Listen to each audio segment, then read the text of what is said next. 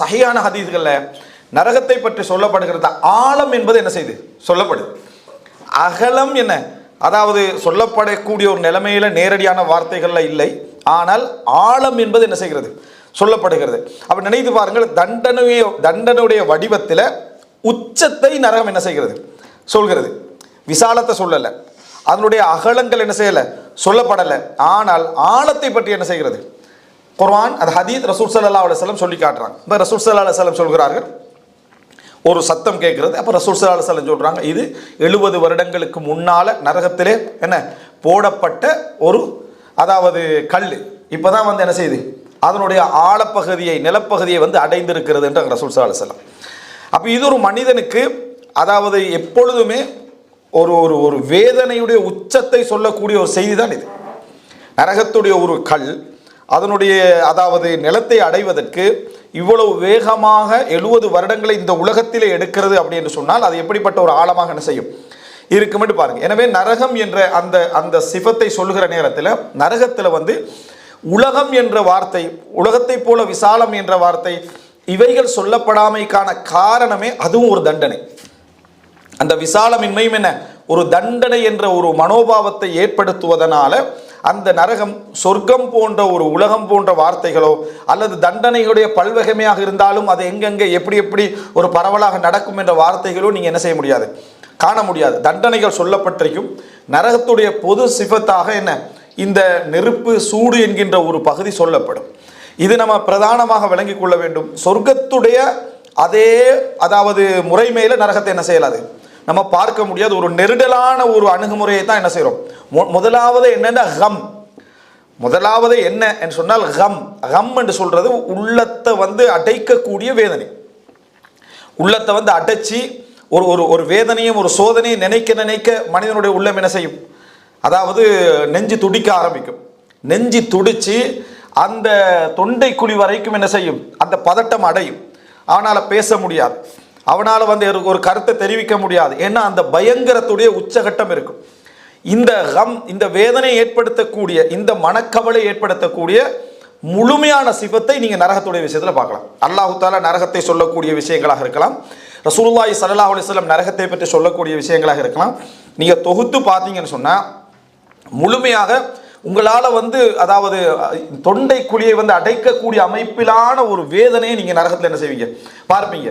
ஒரு சின்ன ஆறுதலுக்கான ஒரு பகுதியை கூட சொல்கிற நேரத்தில் கூட மனிதன் அதை ஆறுதல் என்று நினைக்காத வடிவத்தில் தான் வருது. இப்போ நரகத்திலே குறைவான தண்டனையை அனுபவிக்கக்கூடியவர்கள் என்று ஒன்று சொல்லப்பட்டா மனிதன் உள்ளத்தில் என்ன வரும், அந்த தண்டனையை நான் என்ன ஏதாவது எனக்கு ஒரு பாவத்துக்கு தண்டனை கிடைப்பதாக இருந்தால் அந்த தண்டனை எனக்கு என்ன செய்யட்டும் கிடைச்சிட்டு போகட்டும் என்று ஒரு வார்த்தை சொல்லலாம் என்று நினைக்கக்கூடிய இடங்களில் கூட அதை இஸ்லாம் உனக்கு அந்த மாதிரியான ஒரு மன ரீதியான ஒரு ரிலாக்ஸ் என்ன செய்யக்கூடாது வரக்கூடாது என்பதனால் அந்த தண்டனை கடுமையாக இஸ்லாம் சொல்லுது. இப்போ ரசூலுல்லாஹி ஸல்லல்லாஹு அலைஹி வஸல்லம் நரகத்திலே மிக குறைவான தண்டனை அனுபவிக்கக்கூடியவர் யார் என்று கேட்டால் ரசூல் ஸல்லல்லாஹு சொல்லக்கூடிய அந்த இதை எடுத்து பார்த்தீங்கன்னா அதில் கூட நமக்கு என்ன செய்யாது, ஒரு நிம்மதியும் ஒரு ஆறுதலோ மறைமுகமாக கூட என்ன செய்வதில்லை வருவதில்லை. ரசூல் ஸல்லல்லாஹு அலைஹி வஸல்லம் சொல்றாங்க, நரகத்தில் மிகவும் குறைவான தண்டனை அனுபவிக்கக்கூடியவருடைய செருப்பு நெருப்பால் என்ன செய்திருக்கும் ஆகியிருக்கும். அந்த நெருப்புடைய கொதிநிலை காரணமாக அவருடைய மூளை கொதிக்கும் என்றாங்க. அவருடைய மூளை கொதிக்கும் என்று ரசூல் ஸல்லல்லாஹு அலைஹி வஸல்லம் சொல்றாங்க.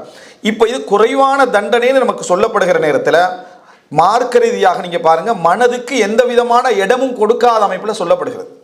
மனதுக்கு ஒரு ஆறுதலோ எதுவோ கொடுக்க முடியாத அமைப்பில் சொல்லப்படுறத பார்க்குறோம். இதுதான் நரகத்தை பற்றி குர்ஆனும் சுன்னத்தும் சொல்லக்கூடிய விதம். இதை நீங்க முதலாவது புரிஞ்சுக்கணும்.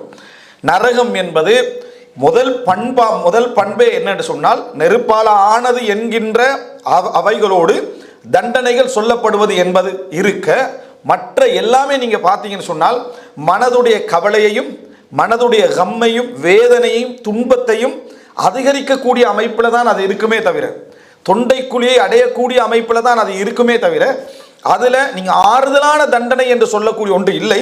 அப்படியே நம்ம தேட போனால் கூட அதில் ஒரு துளியும் என்ன செய்யாது கிடைக்காத அளவில் எதை எடுத்தாலும் சரி அதை விட்டு நம்ம தூரமாக இருக்க வேண்டும் என்ற நிலைமையில தான் நரகம் சொல்லப்படும். நரகத்துடைய அதாவது அந்த சுவாலை, அதனுடைய அதாவது தீப்பிழம்புகள், நம்மளை காயப்படுத்தக்கூடிய அமைப்பிலானவைகள் எல்லாம் அதாவது 70 வருட தூரத்துக்கு கூட அடிக்கும் என்று சொல்லப்படக்கூடிய ஹதீஸில் நம்ம பார்க்கிறோம். அதாவது நம்ம நரகத்தை நெருங்காமல் மிக தூரத்தில் நின்றாலும், இவ்வளவு தூரத்தில் நீங்க நடை தூரத்தில் நின்றீங்கன்னு சொன்னா, ஒரு சாதாரண ஒரு நடை தூரத்தில் நின்றீங்கன்னு சொன்னா, அவ்வளவு தூரத்தில் 70 வரை நடைன்னு வைங்க, அவ்வளவு தூரத்தில் அதனுடைய சுவாலைகள் உங்களை என்ன செய்யும், தாக்கும் என்று சொல்லப்படக்கூடிய இடத்தை நம்ம என்ன செய்யணும் பார்க்கிறோம். அதனால தான் நரகத்துடைய ஆறுதலை பற்றி சொல்லப்படுகிற நேரத்தில் அவர்கள் நரகத்துடைய வாசனையை கூட உணர மாட்டார்கள், நரகத்துடைய தீப்பிழம்புடைய எதை காண மாட்டார்கள், நரகத்தை கண்ணால பார்க்க மாட்டார்கள். ஏன்னா பார்ப்பது ஒரு தண்டனை, வேதனை பார்ப்பது, வேதனை உணர்வது, வேதனை வரலாம் என்று பயப்படுவதெல்லாம் ஒரு தண்டனை. இந்த அடிப்படையில் நீங்க எடுத்துக்கொண்டீங்கன்னு சொன்னா, முதலாவது மனதில் நம்ம பதிய வைத்துக் கொள்ள வேண்டும், நரகத்துடைய பொது சிபத்தாக, பொது பண்பாக எங்களுக்கு தண்டனையாக சொல்லப்பட்டதெல்லாம் நெருப்பு. அந்த நெருப்பாலான தண்டனையை தான் சொல்லப்படுகிறது. ரசூலுல்லாஹி ஸல்லல்லாஹு அலைஹி வஸல்லம் இப்னு அப்பாஸ் எல்லாம் சொல்லக்கூடிய செய்தி, அலி ரலியல்லாஹு அன்ஹு அவர்கள் தன்னை இறைவன் என்று சொன்ன ஒரு வழிகட்ட ஷியாவுடைய பிரிவுக்கு நெருப்பால் என்ன செஞ்சிட்டாங்க, எரித்து தண்டனை கொடுத்தார்கள் ஒரு அறிவிப்பை நம்ம பார்க்கிறோம். அதுக்கு இப்னு அப்பாஸ் ரலியல்லாஹு என்ன சொன்னாங்க, நானாக இருந்தால் அந்த மாதிரி தண்டனை என்ன செய்திருக்க மாட்டேன், கொடுத்திருக்க மாட்டேன். ஏனென்றால் நெருப்பு அல்லாஹுக்குரியது, அதை கொண்டு அல்லாஹ் மாத்திரமே வேதனை செய்வான். அப்ப இந்த நரகத்துடைய தண்டனை நெருப்பாலானது, அதை கொண்டு வேதனை செய்கின்ற அதிகாரம் அல்லாஹ்வுக்கு மட்டுமே உரியது என்பதே தண்டனைக்குரிய அடுத்த அடையாளமாக எது சொல்லப்படுது, நெருப்பு தான். ரசூலுல்லாஹி ஸல்லல்லாஹு அலைஹி வஸல்லம் நெருப்பை பற்றி சொல்லுகிற நேரத்தில் கூட நரகத்துடைய நெருப்பு இந்த உலக நெருப்பை விட 70 மடங்கு என்ன அதிகமானது அப்படி என்ற வார்த்தை சொல்றது. அவருடைய சுடுநிலை அப்போ ஒரு சஹாபி சொல்றார், ஒரு துளி அதனுடைய ஒரு மடங்கே இந்த உலகத்துக்கு தண்டனைக்கு போதுமானது அப்படி என்று சொல்லி ரசூலுல்லாஹ்கிட்ட கேட்ட நேரத்தில் ரசூலுல்லாஹ் சொல்றாங்க, அது 70 மடங்கு என்ன செய்கிறது, அந்த நரகத்துடைய சூடு ஏற்றப்பட்டிருக்கிறது. அல்லாஹு தாலா அதனை என்ன செய்திருக்கிறார், அந்த சூட்டுடைய தன்மை அல்லாஹு தாலா ஏற்றி வைத்திருக்கிறான் அப்படி என்று சொல்லி ரசூலுல்லாஹி ஸல்லல்லாஹு அலைஹி வஸல்லம் சொல்றாங்க. இன்னொரு செய்தியில ரசூல் நரகம் ஒரு இறைவனது படைப்பு. இந்த உலகத்திலே பாதிப்பு ஏற்படுத்தக்கூடியதாக இருந்தாலும் நன்மை ஏற்படுத்தக்கூடியதாக இருந்தாலும் எல்லாமே அல்லாஹ்வுடைய கட்டளைப்படி என்ன செய்கின்றன, செயல்படுகின்றன. அப்ப நரகம் இறைவனது படைப்பு. அந்த நரகத்துடைய கொதிநிலை பற்றி சொல்கிற நேரத்தில் அக்கல பஅதுஹா பஅதன், அக்கல பஅதி பஅதன் சொல்றது. நரகம் இறைவனிடத்தில் முறைப்படுகிறது, எனது சிலது சாப்பிட்டு விட்டது என்று. எனது சிலது எனது சாப்பிட்டு விட்டது அப்படின்னா அந்த கொதிநிலை எப்படி வேகமாக இருக்குன்னு சொன்னா, எது கிடைத்தாலும் எரிக்கக்கூடிய நிலைமையில், அதாவது தீயை கூட அடுத்த தீ என்ன எரிக்கக்கூடிய நிலைமையில் ஒன்று கொண்டு என்ன வித்தியாசத்துடைய சூட்டோடு என்ன செய்கிறது இருக்கிறது என்று சொல்லக்கூடிய இடத்தை பார்க்கிறோம். எனவே நரகத்துடைய தண்டனையுடைய இயல்பட்டு நீங்க எடுத்துக்கொண்டீங்கன்னு சொன்னால், அந்த சூடு என்கின்ற ஒரு பகுதி மனிதனை கரிக்கக்கூடிய ஒரு பகுதி தான் நரகத்துடைய எல்லா இடத்துலையும் சொல்லப்படும். இது நீங்க ஆரம்பமாக புரிந்து கொள்ள வேண்டும். அதுக்கான காரணங்கள் நான் சொல்றேன்.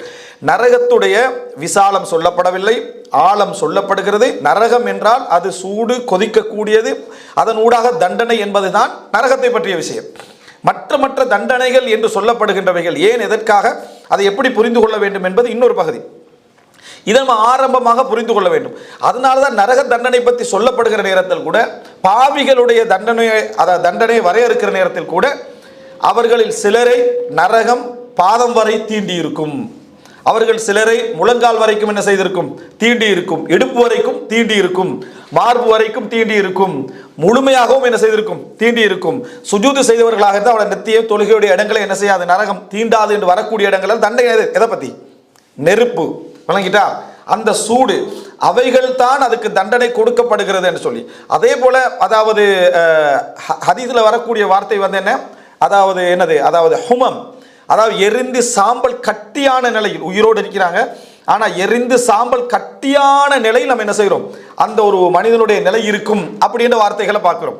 இவள் எல்லாமே நரகம் என்ற ஒரு பகுதி தான்.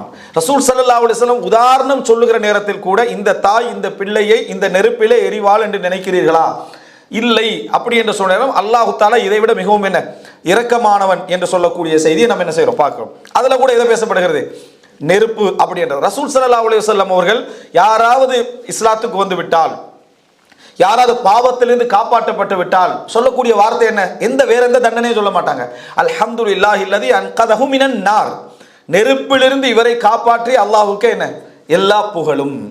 அப்ப நம்ம அல்லாஹ்விடத்துல துஆ கேட்கிற நேரத்தில் அல்லாஹும் இன்னி அஊது பிக்க மினன் நார், நெருப்பிலிருந்து என்ன காப்பாற்றி விடு அப்படி என்றது. இப்போ அல்லாஹுடைய தண்டனைகள்ல மிக அதாவது கொடூரமான உச்சகட்டமான இதாக அல்லாஹு தாலா தேர்ந்தெடுப்பது 70 மடங்கு பெரிதான அந்த நெருப்பை தான் என்பதை நம்ம என்ன செய்ய வேண்டும், புரிந்து கொள்ள வேண்டும். இந்த ஒன்று நமக்கு சிந்திக்கிறதுக்கே போதுமானது. எனவே முதல் சிபத்து இதுதான். முதல் சிபத்தே அதனுடைய சூடும் அதனுடைய தன்மையும் தான். மற்றபடியான நரகத்துடைய விஷயங்கள் எல்லாத்தையும் நீங்க எடுத்து பார்த்தீங்கன்னு சொன்னால் எங்களுடைய கவலையுடைய உச்சம் அதில் இருக்கும். நமக்கு அது நரகத்துடைய எந்த சிபத்து சொல்லப்பட்டாலும் சரி, வசதியும் ராகத்தும் நிம்மதியும் என்கின்ற ஒரு பகுதி உள்ளத்தின் ஒரு மூலையில் கூட ஏற்படாத வண்ணம் தான் நரகத்துடைய எல்லா தண்டனைகளும் என்ன செய்யப்படும், சொல்லப்படும் என்பதை நம்ம புரிந்து கொள்ள வேண்டும். இது